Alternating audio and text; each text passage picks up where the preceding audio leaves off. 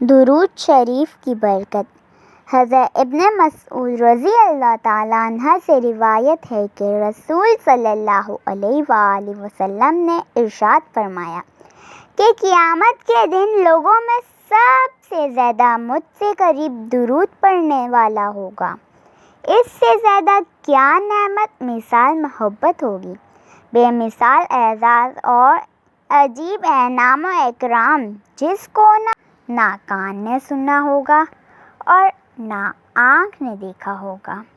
میدان حشر میں جس انسان کے نامہ اعمال میں دو چیزیں کثرت سے ملیں، ایک درود پاک اور دوسرا استغفار، تو یہ دونوں اعمال اس کی نجات کے لیے کافی اور شافی ہوں گے۔ کثرت سے درود پاک پڑھنے سے زندگی میں نبی اکرم صلی اللہ علیہ وآلہ وسلم کی تائید و توجہ شامل حال ہو جاتی ہے۔ اس لیے درود پڑھنے والے کا ہر کام آسانی کے ساتھ ہوتا چلا جاتا ہے اور زندگی کے تمام راستے صاف و روشن اور ہموار ہوتے چلے جاتے ہیں۔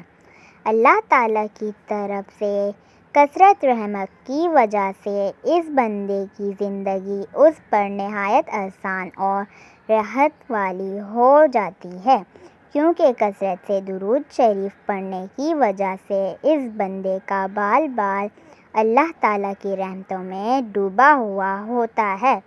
اس وجہ سے بزرگوں کا قول ہے کہ درود پابندی سے پڑھنے والا بھیانک زندگی سے نکل کر روحانیت والی پاکیزہ زندگی میں داخل ہو جاتا ہے۔